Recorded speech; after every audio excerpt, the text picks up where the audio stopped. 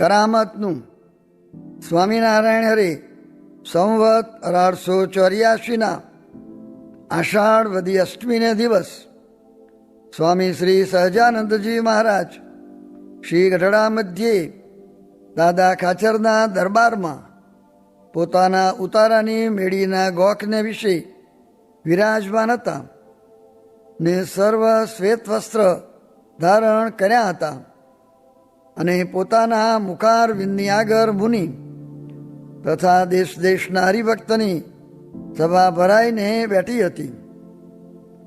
પછી શ્રીજી મહારાજ પોતાના ભક્તજનને શિક્ષા કરવાને અર્થે વાર્તા કરતા હવાજી, જેને પોતાનું કલ્યાણ ઈચ્છવું તેને કોઈ પ્રકારનું માન રાખવું નહીં. જે હું ઉચ્ચ કુળમાં જન્મ પામ્યો છું, કે હું ધનાઢ્ય છું, કે હું રૂપવાન છું, કે હું પંડિત છું, એવું કોઈ પ્રકારનું મનમાં માન રાખવું નહીં. અને ગરીબ સત્સંગી હોય તેના પણ દાસાનું દાસ થઈ રહેવું. અને ભગવાન તથા ભગવાનના ભક્ત તેનો જેને અવગુણ આવ્યો હોય ને તે સત્સંગી કહેવાતો હોય તો પણ તેને હડકાયા શ્વાન જેવો જાણવો. જેમ હડકાયા શ્વાનની લાર જેને અડે તેને પણ હડકવા હાલે, તેમ જેને ભગવાન ને ભગવાનના ભક્તોનો અવગુણ આવ્યો હોય તે સાથે જે હેત રાખે અથવા તેની વાત સાંભળે તો તે હેતનો કરનારો ને વાતનો સાંભળનારો પણ વિમુખ સરખો થાય. અને વળી જેમ ક્ષયરોગ થયો હોય તે કોઈ ઔષધે કરીને મટે જ નહીં, તેમ જેને ભગવાન ને ભગવાનના ભક્તનો અવગુણ આવ્યો હોય તેના હૃદયમાંથી ક્યારેય આસુરી મતિ ટરે નહીં. અને અનંત બ્રહ્મ હત્યા કરી હોય ને અનંત બાલ હત્યા કરી હોય ને અનંત સ્ત્રી હત્યા કરી હોય ને અનંત ગૌ હત્યા કરી હોય ને અનંત ગુરુશ્રીનો સંગ કર્યો હોય તેનો પણ કોઈ કાર્ય છૂટકો થાય ને શાસ્ત્રમાં તે પાપ છૂટ્યાના ઉપાય પણ કયા છે. પણ ભગવાન ને ભગવાનના ભક્તના અવગુણ લેવાવાળાને કોઈ શાસ્ત્રમાં એ પાપ છૂટ્યાનો ઉપાય કયો નથી. અને ઝેર ખાય અથવા સમુદ્રમાં પડે અથવા પર્વતથી પડે અથવા કોઈ રાક્ષસ મળે ને ખાઈ જાય તો એક જ વાર મરવું પડે. અને જે ભગવાન ને ભગવાનના ભક્તોનો દ્રોહી હોય તેને તો અનંત કોટી કલ્પ સુધી મરવું પડે ને અવતરવું પડે.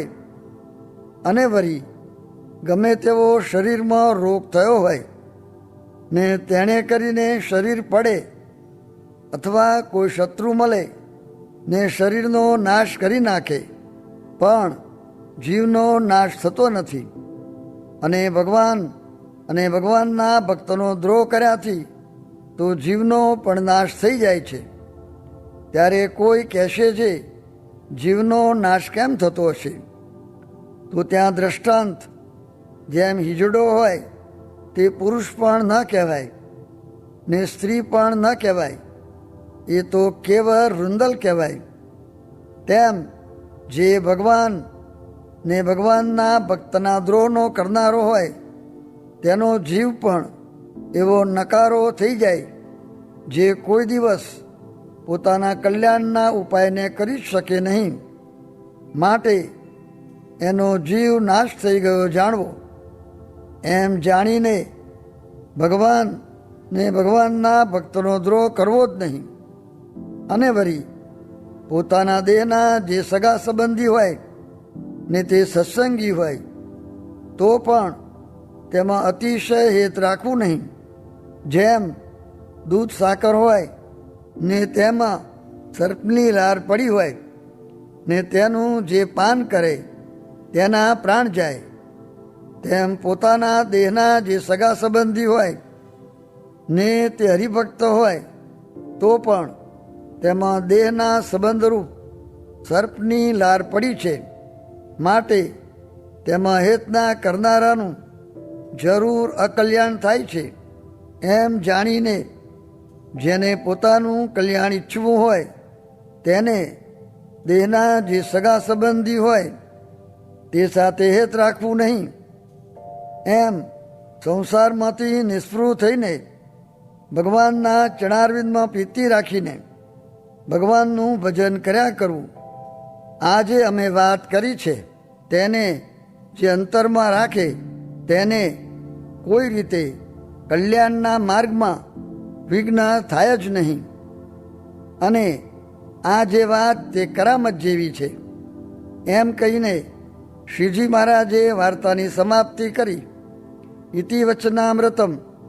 એવી રીતે ગઢડા અંત્ય પ્રકરણનું 12મું વચનામૃત જે તે થયું. બ્રહ્મભાવ ને મહિમાની વાત જાજી કહેતા નથી, કેમ જે એમાંથી તો માણસ ગાંડા થઈ જાય છે. તે સારું વર્તમાન ને પુરુષ પ્રયત્નની વાત કરીએ છીએ, કેમ જે અનંત જીવને પ્રભુ ભજાવા છે માટે. સ્વામિનારાયણ સ્વામીએ વાત કરી જે આ લોકમાં દેશકાળ તો લાગે ને ઓછું વર્તાય કે વધુ વર્તાય, પણ રુચિ સારી રાખવી અંતે રુચિ સહાય કરે છે. સ્વામિનારાયણ હરે સ્વામીએ વાત કરી જે કેટલાક રસોઈ કરે છે, પાણી ભરે છે, ને કેટલાક લખે છે, ભણે છે, ને કેટલાક ખડ વાઢવા જાય છે, ને કેટલાક ઢોર ચારવા જાય છે, ઇત્યાદિ ક્રિયાઓ કરે છે. તે તો એમ જાણવું જે એ સર્વે દેહનો વ્યવહાર છે તે કર્યું જોઈએ, પણ કરવાનું તો બીજું છે. તે શું છે? મહારાજની મૂર્તિની સ્મૃતિ રાખવી, ઉપાસનાને જ્ઞાન શીખવું, સત્સંગ કુસંગ ઓળખવો, ને સત્સંગમાં રહેવા એવો દ્રઢ પાયો કરવો ઇત્યાદિ કરવાનું છે તે કરવું. અને મનુષ્યને જે ક્રિયા કરવાનું કહીએ તે કરવાને સૌ તૈયાર છે, પણ જે કરવાનું છે તે કહીએ તો તેમાં અટકે છે. પણ જ્ઞાન વિના સર્વે કાચું છે, ને અંતરમાં ખોટા ઘાટ થાય તે પણ જ્ઞાનની કસર છે. અને મહારાજ પૂછતા જે એને કિયા સાધુ સાથે હેત છે ને કિયા સાધુ પાસે બેઠક ઉઠક છે એમ તપાસ કરવાનું કહેતા. સ્વામિનારાયણ હરે સ્વામીએ વાત કરી જે 3 વાત સર્વ કરતાં મુખ્ય રાખવી, બાકી બીજા ગુણ જે ત્યાગ વૈરાગ્યાદિક તે તો કોઈને થોડા હોય ને કોઈને વધુ હોય. તેની વિકતિ જે એક તો ઉપાસના, બીજી આજ્ઞા, ને ત્રીજું ભગવદી સાથે સુહૃદપણું. એ 3 અવશ્ય રાખવા. તે ત્રણેય જેમાં હોય તે મોટાને ગમે. સ્વામિનારાયણ સ્વામીએ વાત કરી જે અંતરદ્રષ્ટિ કરીને હૈયામાં જોવું, ને તે વિના તો ગુણ દોષ યથાર્થ ન સૂજે. ને અંતરદ્રષ્ટિ કરવી એ નિર્ગુણપણું છે, ને બાહ્ય દ્રષ્ટિમાં સગુણપણું છે. વળી બાહ્ય દ્રષ્ટિ દૈત્યની કહી છે, ને અંતરદ્રષ્ટિ રાખવાનો અભ્યાસ કરતાં સુખ પણ થાય.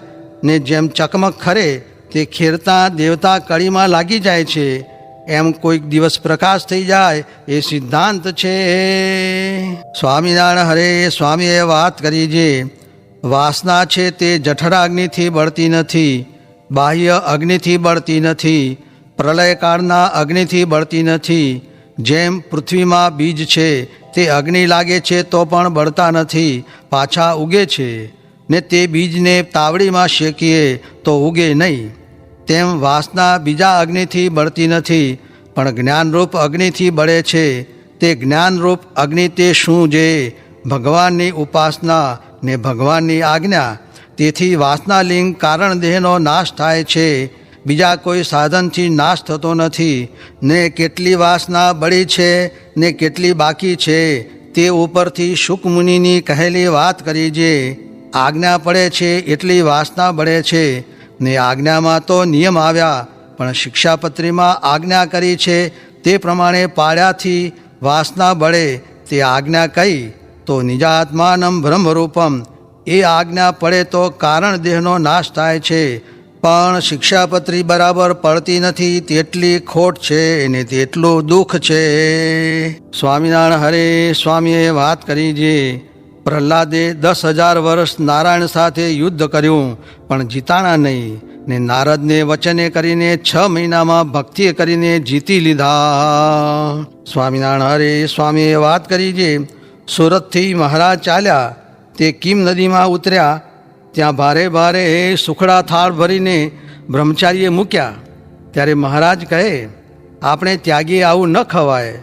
પછી સાથવો મંગાવ્યો, તેમાં પણ સાકર ન નાખી ને મીઠું ને સાથવો જમ્યા. સ્વામિનારાયણ હરે સ્વામીએ વાત કરી છે. સાધારણ ભક્તનું તો ઠીક છે ને જેને ઉત્તમ થવું હોય તેને કોઈ પદાર્થમાં જીવ બંધાવા દેવો નહીં ને હેત ન રાખવું તો નિર્વિઘ્ન ભગવાનના ધામમાં પહોંચાય. અને આ સભા તો અક્ષરધામની છે અને ગોલોક વૈકુંઠના મુક્ત કસર ટાળવા અહીં આવે છે. માટે આ તો પુરુષોત્તમ પ્રગટ્યા છે ને તેના સાધુ છે. ત્યાં ખબરદાર થઈને મંડવું, કેમ જે તે વાત પછી નહીં મળે. સ્વામિનારાયણ હરે સ્વામીએ વાત કરી છે. ભજન કરવું તે રાતમાં ઉઠી ઉઠીને મંડે ત્યારે સાચું. આ સાહેબ તારો પણ મન રાખ્યો એમ મન રાખીએ કાંઈ થાય નહીં. એ તો ઠીક. વાહ વાહ. અરે કેટલાક તો લઘુ કરવા જાય તે પૂરી આંખ પણ ઉગાડે નહીં. જાણે રખે ઊંઘ ઉડી જશે ને માલ વહી જશે ને આખી રાત ચસચસાવે ને દીએ તો ગપોડામાંથી નવરાશ્ય ન થાય. તેણે શું કાંઈ ભગવાન રાજી થાય છે ને જાણે મોટા થઈ ગયા પણ અમરીશ જેવું એ ક્યાં થવાનું છે ને ખાઈ ખાઈને ઊંઘી રહ્યા ત્યારે જાણે થઈ રહ્યું આ તો ફરવા જઈને સૂઈ રહે. એમ કહીને કરજો સત્સંગની શાયરે વાલા એ કીર્તન બોલ્યા.